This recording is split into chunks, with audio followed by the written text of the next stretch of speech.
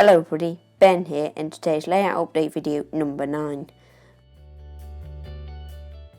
A bit ago I did a review on dapols 57XX pannier tank in the London Transport Line Maroon, and as you may remember that it actually had a warped running plate, and because of this a lot of the details, and especially the couplings and also like that sort of toolbox there, was sort of not properly on, and it didn't run particularly well. It often come off the rails when running on various curves. No matter what the radius was, really wouldn't even sort of stay on the track.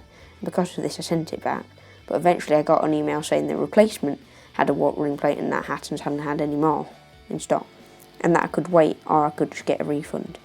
And I decided to get this loco here, which is a dapol schools class. I've got it from the rails of Sheffield, and it looks quite nice when it's running here, as you can see, pulling a train, but also it did occasionally tend to derail, as you see in a second. It has some good features, like it comes with a set of fireman's tools, I believe them, which is good, but also there's some unusual things, like the fact that the coupling on the front of the loco that I had actually had a bit of copper paint on it. I think that looks like copper, and it's a bit unusual really. It's not nothing wrong with the model, it's just strange, and you can also see various things are bent, like those buffers, and also actually the running plate I have just realised now is warped, which isn't very good, but also the extra nameplate there is quite nice.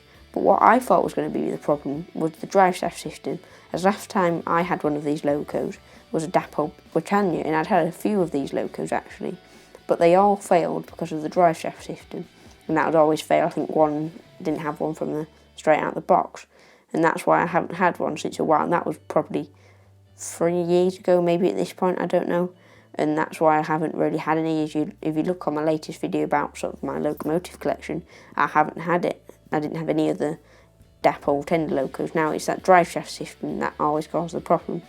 But actually in this loco, it wasn't particularly the problem, as what actually failed on this one was that the wires between the loco and tender broke, and that means that you've only got a few tender pickups and only one actual axle on the driving wheels, because I don't believe the front bogie or picked up, and the wheels with traction tyres can't pick up obviously because of the rubber. So that was a bit annoying really. And there's the wire, you can see.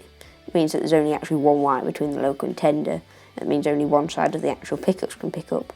Now you wouldn't think that this would make much of a difference to a loco, seeing as though it's still got 3 pickups on one rail and 4 on the other, but it does actually still cause some trouble, as you'll see later on when I actually show it running. And also there's a warped ring plate again.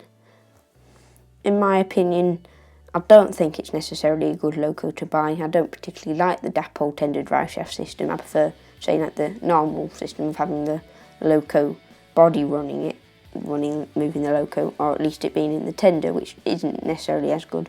But you can see the way that this loco actually runs along my layout, it derails, and even on, as I showed you when it was derailing earlier, on wider radius curves, which doesn't really make sense to me, because surely it should be able to run around them. Doesn't really make sense to me. I don't think this is necessarily the fault of Rails of Sheffield at all, really. I think it's just Dapol with their silly design really for the mechanism through, because of the drive shaft from the tender to the loco. What I might get instead is this Graham Farish Castle class, is what I believe it is. It's not too bad value from the TMC. This is where this image is from, and hopefully that will actually be a good loco, unlike all the Dapol ones I've had recently. The only other major thing to happen really is this field that I've added with the fencing and the cows, and I guess the 2 walkers there as well, right next to the original field there, and the engine shed over there, and this working signal.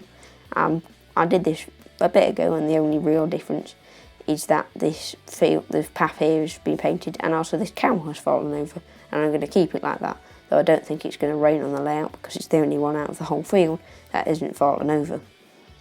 I have actually got some vehicles now. I'm going to create a little sort of not necessarily diorama, but behind the station I want to create sort of a military rally, and I've also got some buses for passengers here. That's going to be a bit away yet, because I've still got to do a lot of work there, but I think it should turn out pretty well, that area. Now that I've also shown you all the actual locomotives I have, and also I have all the locos that I want to have on this layout, at least for the time being. Maybe some more in the future would be nice to have, and maybe I will, but we'll see. So I am at the moment creating a timetable, and I'm going to do a running session on sort of that. That's going to be the next video on this channel. Anyway, I'll leave you with a few shots of my trains running, and that will be the end of this video.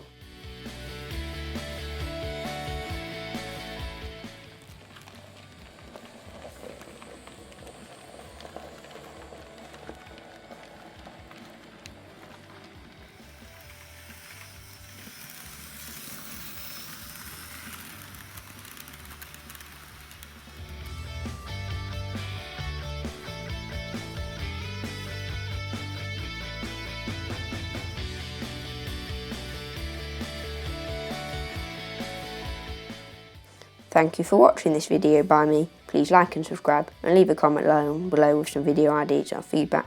Thanks for watching. Goodbye.